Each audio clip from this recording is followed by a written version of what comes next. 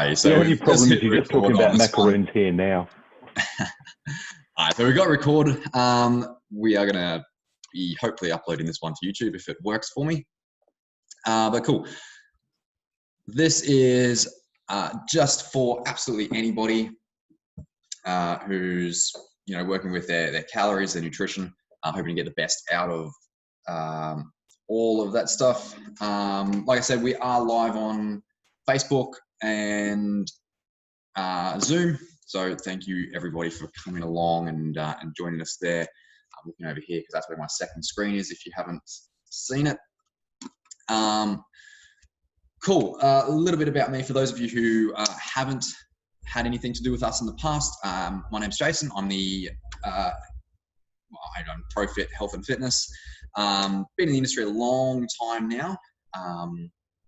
The older I get, the more interested I am in nutrition and how nutrition can actually complement everything we're doing.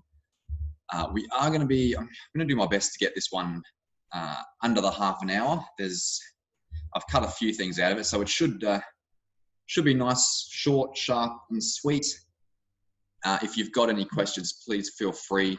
I'm going to open my chat up here in Zoom. Maybe I'm not going to open. There we go. There's my chat. If you've got any questions, concerns, comments, please feel free. Type something into Zoom or on Facebook. I've got Facebook opened over here so I can see everything that's happening. Tonight's all about calories, understanding them, how they can impact your training, your health, and all that sort of fun stuff. So look, let's just dive straight in. There we go. So what we're going to cover, number one, what exactly are calories? When covering nutritional tables, it's funny that most people today can't actually read a nutritional table and don't really know what to look for. They know the basics, but the whole format of it tends to elude them a little bit. We're going to touch on psychology and the psychology behind food and the impacts that some people deal with on a day-to-day basis. That's a really interesting topic. I think it's something that we're going to have to cover at a later date in depth. But tonight we'll play with it anyway. We're going to run through the basics of using the nutrition for weight loss or weight gain, depending on your goals, and designing a nutritional plan. We won't actually design one tonight for you. We did a webinar. We actually took through all our one-on-one guys. If you're not in our one-on-one coaching plan, we do our regular coaching sessions each fortnight, and we actually created a nutritional plan for our one-on-one guys through that. We created it was a demo plan anyway. Obviously, the ones that we create won't necessarily help you. They won't help Mrs. Jones next door. They have to be personalized. It's not just something that you can pull off the shelf and actually give to someone here. So that's the basics of what we're going to go through tonight. Like I said, if you've got any questions, please feel free. Ask away. That's what we're here for. It's all about education and how we can get you smarter. All right, calories themselves. I mean, what are they? I'm sure we would have seen them. They're abbreviated to kilocalories. So the calories that you and I know, they're actually kilocalories. They're a unit of measure. So same as a liter, a meter, kilometer, whatever. Same thing. They actually measure energy. Energy in versus energy out. The way they actually calculate the caloric content in food is actually quite interesting. They actually physically burn the food and time how long it takes to burn, blah, blah, blah, blah, blah. I'm sure it's more complex than that, but if you ever get the chance to watch them, calculate them, even things like Fruit Loops, in a single Fruit Loop, it's a really interesting topic to look at. So if you ever get the chance to see it, by all means, go check it out. Types of calories and their value. So there's four main types of calories, and we call these macronutrients. So we've all heard of nutrients like vitamins, minerals. They're micronutrients. These ones, proteins, carbs, and fats, and alcohol, they are macronutrients. Now, we're not going to touch on alcohol. Actually, I will touch on alcohol. Alcohol itself is different to the other three for the simple fact that it takes precedence over the proteins, carbs, and fats. So all this low carb beer and low carb this and low carb that doesn't mean squat. It's the alcohol content that causes the weight gain, not the carbs. Yes, the carbs and the sugars and everything will play a role, but it's the alcohol content. No matter how much you drink, if you're just going to have 1 or 2 drinks, you're still shooting yourself in the foot. That's all I'm going to say on alcohol. Let's move on to proteins, carbs, and fats. Proteins and carbs work out about 4 calories per gram. Now, keep in mind, we all know, I use chicken breast as the example. A gram of chicken breast, we all know that is protein, does not equate to a gram of protein, right? Making sense, or I'm just blabbering on.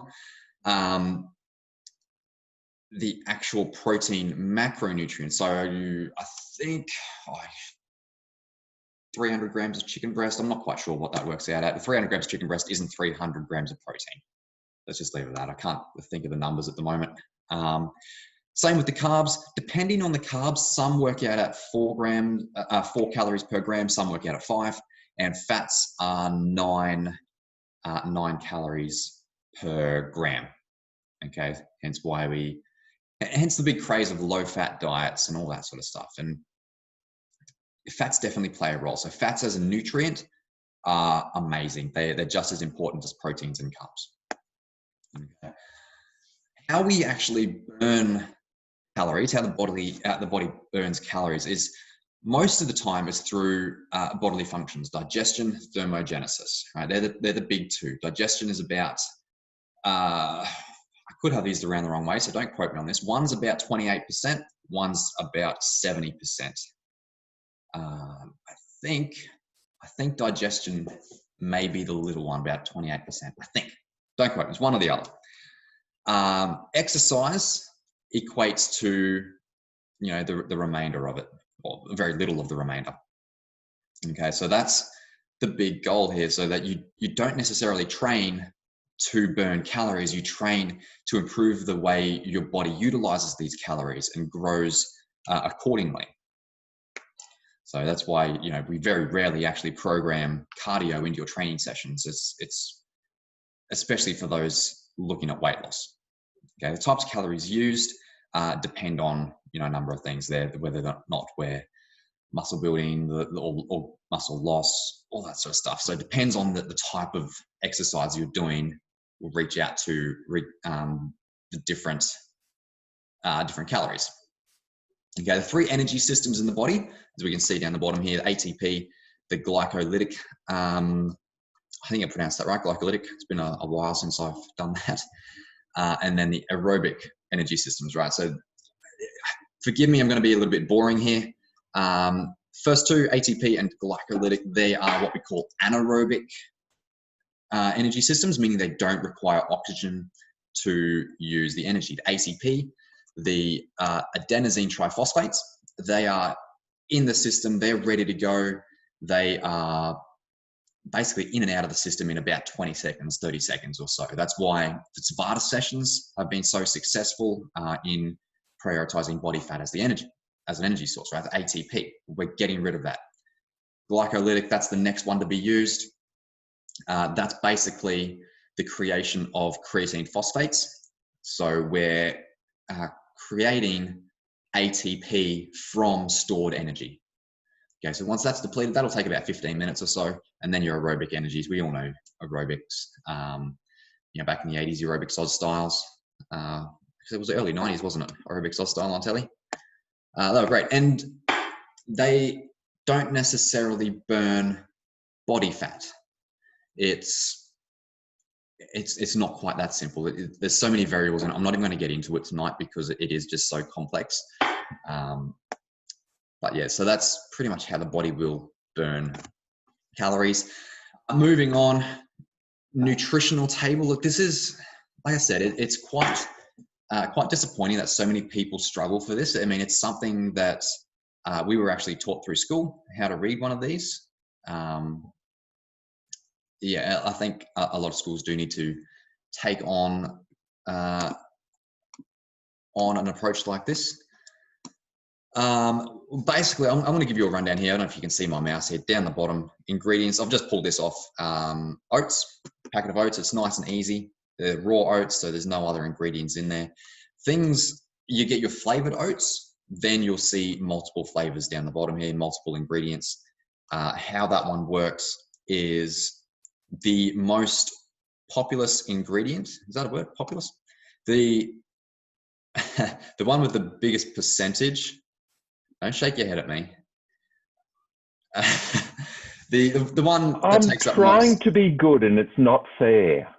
You're just leaving yourself out there, and I can't. I'm trying to be good and respect you. Use big words. The one with the highest percentage will always be first. How's that sound? Better?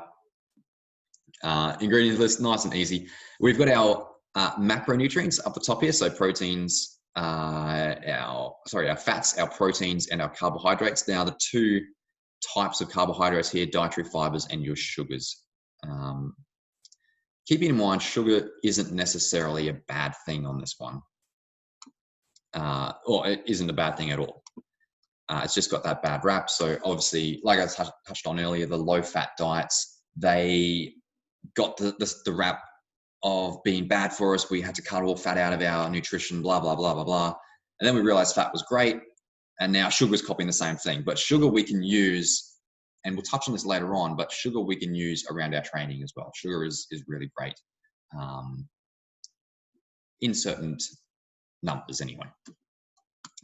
RDIs, so it's not quite on this one. It's daily values or recommended daily intake. Personally, I don't bother looking at this because this is based on a generic number. We don't necessarily, someone 60 kilos trying to gain weight does not have the same RDI as someone who's 120 kilos trying to lose weight. So that's why we try to ignore the daily value. It's interesting, but that's about it. I wouldn't bother preaching about that one. Serving size. Now, be aware of this one. A lot of people overlook this and say, oh, okay, it's 190 calories. But have a look at the serving size. It's only half a cup. And I'm assuming this must be an American one because it's actually not American. We're in grams. Usually a serving size is about 30 grams. So as you can see there, it's a little bit higher, which is a good thing. And yeah, carbohydrate types, which is what we touched on here, fibers and sugars. They're the basics of it. Sorry, Dave? Don't those things usually also come with the same detail per 100 grams? Yes. Yeah, so there's the serving, then there's 100 grams, and that's the one I always look at because then you can 100 grams is great. They've it's been a couple of years now anyway. They've actually had that out there, so you can actually do the comparison, like Dave said, per 100 grams rather than trying to work out per serving. So yeah, it's a really cool way to look at things. That's just plain old oats anyway. Obviously, they're going to be different.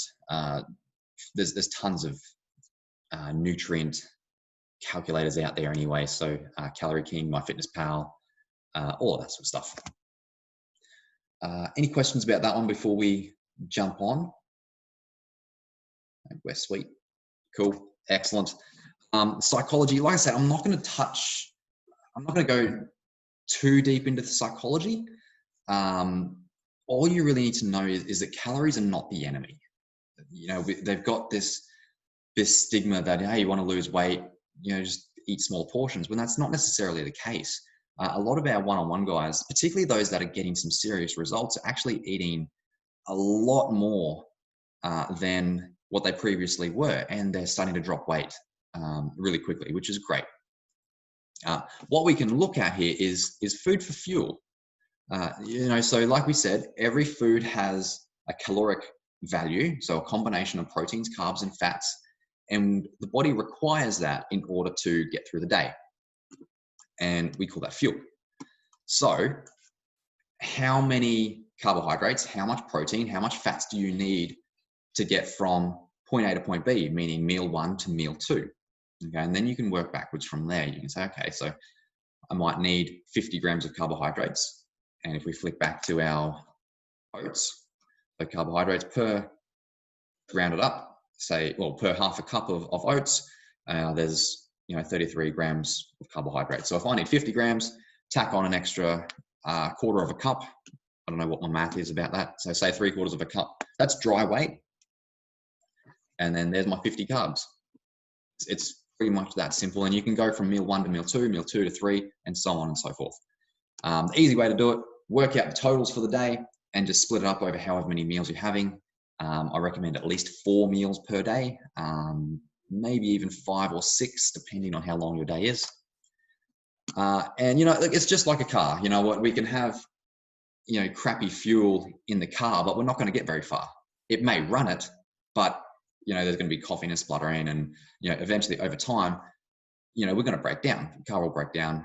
We're just not going to go anywhere. So the types of fuel that you use, think of it like unleaded petrol, 91, 98, 95, that sort of stuff. Top quality fuel might be the fruits, the veg, the unprocessed meats. That's going to fuel us a lot longer and a lot better than all the processed crap that we find on our shelves now. I think I heard a great little quote years ago now. If there's a health food section in the shops, what is the rest of the food on the shelves? Okay, so it's food or food-like products. How does that sound? And your BMR, now just to go on a bit of a tangent here, I've got BMR under psychology because it's quite interesting from a psychological viewpoint. BMR, basal metabolic rate. So if you were to get up, do absolutely nothing, sit on the couch, that is your basal metabolic rate. So it is actually going to be quite high. A lot of people will grossly underestimate this. And this is why I've thrown into the psychology here, because it doesn't take into account your activity. So if you were to get up and go to the bathroom, that's going to increase your basal metabolic rate. So we need to input more food in order just to see us through the day. Sounds cool? Makes sense? Awesome. Next one along. Here we go. Losing weight. Nice one. Or using nutrition. That was a bit of a mouthful. Using nutrition for weight loss or weight gain. Right. So first thing, what you need to do is know your numbers, and we'll touch on this later on as we get to the meal planning side of things.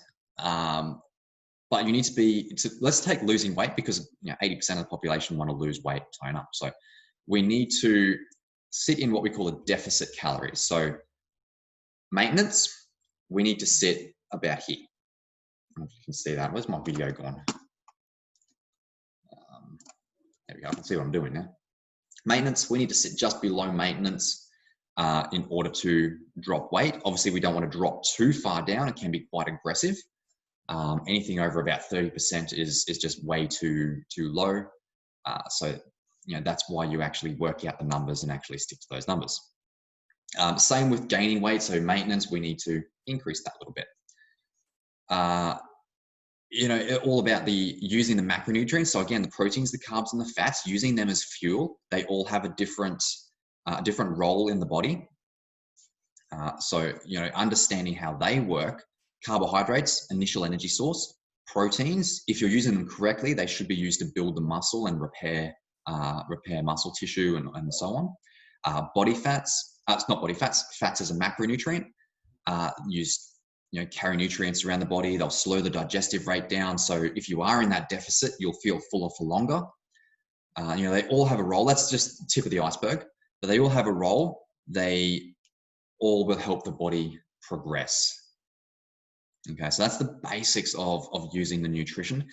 Once you get all that down, you've got your numbers, you've got your flat deficit calories or surplus calories, whichever you're going for. Then, and only then, can you have a look at tweaking that nutrition a little bit. So this is what I actually had this conversation the other day with one of my team here. We're just starting to scratch the surface of nutrition with our training. If you can't stick to those calories, like the basic calories, we can't look at refeed days. We can't carb cycle. We can't have high fat days because you can't stick to the basic structure. Okay, we need to, and any trainer, any nutritionist will tell you the same thing. You need to prove that you can stick here before we start cycling through them. Okay, sticking to that deficit is great, but it's these areas here, the refeeds, the carb cycling, the high fats. That's where the weight loss and the weight gain really progresses and can be quite fast. So stick to your numbers. I can't stress that enough. Not here having a go at anybody, but just, it is really important that we can stick to the numbers. And there's tons of things out there that we can use to help you with your weight loss or weight gain just in nutrition alone. Okay, of course it does have to complement your training as well. So your training, there's no point lifting heavy weights when you're in a 30% calorie. Well, there is a point to lifting heavy weights when you're in a calorie deficit, but yeah, you know what I'm saying there. They have to work hand in hand. What else we got? Designing a nutritional plan. I think we're actually right on time, so this should be good. Cool. The nutritional plan, like I said, I'm not going to actually do a nutritional plan tonight. It's a whole conversation in its own right. Our one-on-one guys, you'll get all that anyway. These are just some of the basics that we look at when we talk about your nutritional plan. Number one, what's your goal? A lot of people say, I want to lose weight. Okay, cool. How much weight do you want to lose? Again, it's basic stuff, but you need to understand is how much weight will dictate, what sort of calorie deficit you're in. The 10%, the 15, 20% deficit, whatever. Like we said before, it needs to complement your training and your activity. So there's no point doing, and I've actually got people on my friends list that are doing, 60 hours fasting and, silly things like that. And personally, I'm sure there's some science there that they're sitting on, and like, they're smart people. I get that. Personally, I would rather have the carbs and eat and, fuel the body, have it repair itself quite quickly, rather than just a simple weight loss. So we're looking long-term here.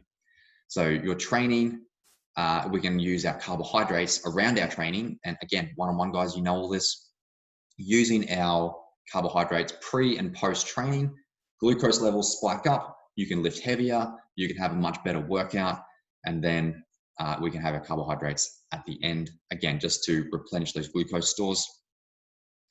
Drop them down a little bit towards, the other end of the spectrum when you're not training, and no energy going in, there's no energy going out either.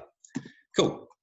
Will you stick to it? That's the big thing. Like, I've had so many people ask me for a nutritional plan, and the fact is that 90% of people won't stick to it. I can do one, but number one, it's a waste of my time because you're not going to do it. And number two, it needs to be reassessed every couple of weeks anyway.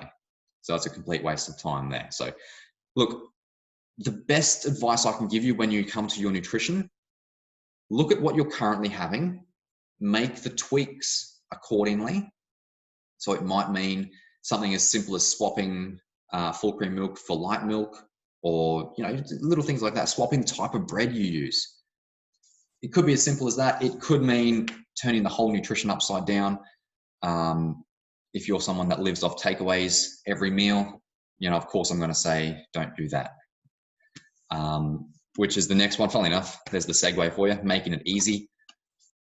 Like, actually, these two, make it easy and minimal ingredients. They tend to work hand in hand with one another. I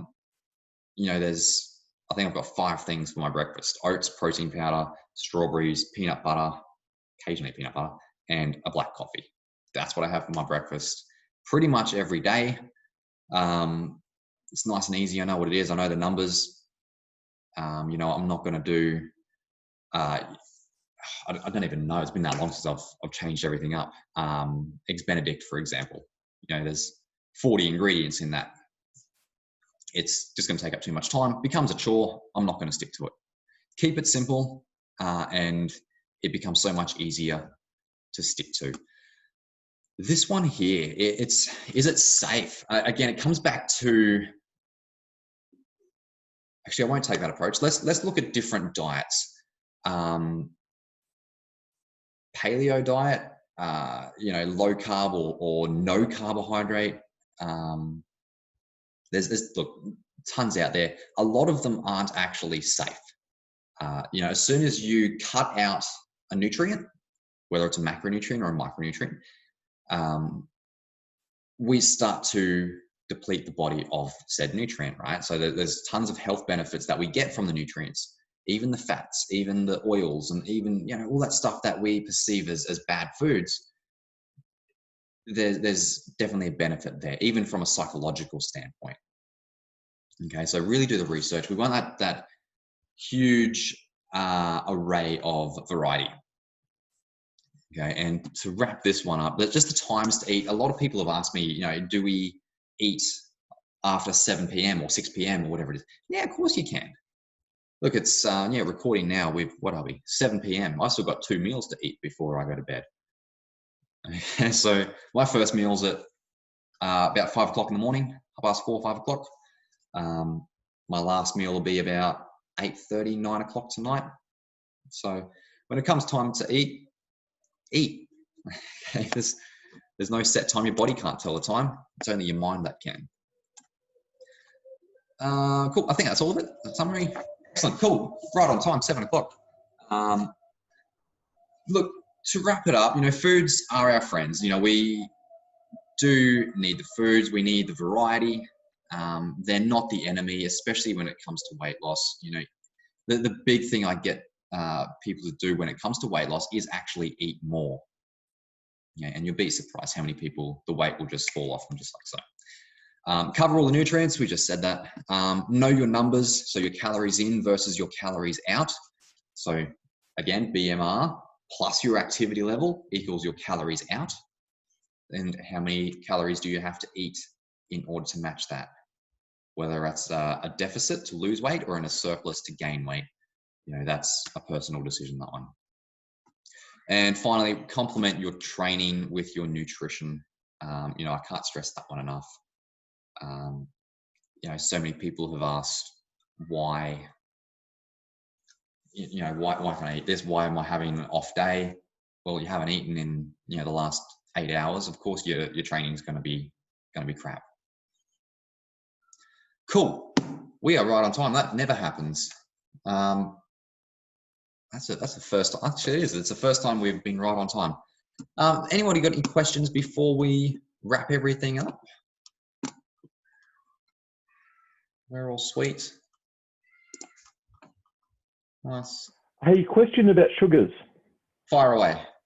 So just take a hypothetical person who may have a few too many processed sugars, like in chocolates or cakes or ice cream. Mm-hmm. To go off of them and then start to eat the sugars that you'd get in fruit. Same sugars, same hit. Like, could that hypothetical person have a sugar low, which puts them in a really bad mood for a whole day? Yes and no. The sugars in chocolates, the sucraloses and all that, they're the short-chained sugars. They're very fast digesting. They will sit in different areas of the body as opposed to the fructose, which you'll get through fruits, which generally runs through the liver. So, short answer, I want to say they're the same, but they're not the same. From a chemical structure, they're completely different. But from a this is sugar standpoint, for the average Joe out there, they're much and much. Keeping in mind the micronutrients you'll get from fruits and from vegetables, they will vastly outweigh the sugar content that you'll be having because of that. Does that sort of answer your question? Yeah. You get the same hit in terms of energy boost, because they're still considered glucose. They're a carbohydrate. So your sugars, chocolate or fruit, whatever you're using, basically if your energy level's here, you inject your sugar, whichever type, spikes up your energy. And they are very fast, so you will dive down quite quickly. But again, the different types of sugars play different roles. Yep. Thank you. Stick to the fruits. That's probably the best one I can give you. Cool. Anything else before we head in for the night? We're all sweet. Awesome. Happy days. Cool. Thanks for coming out, guys. I will hopefully be uploading this one to YouTube if it's recorded for me very shortly. Yeah, if you wanted to know any more, please feel free to shoot me a message and we'll get back to you ASAP. Otherwise, guys, have a great night or morning or whenever it is you decide to watch this. And yeah, happy days. We'll chat to you soon. Thanks, Jason. Thanks, Jason.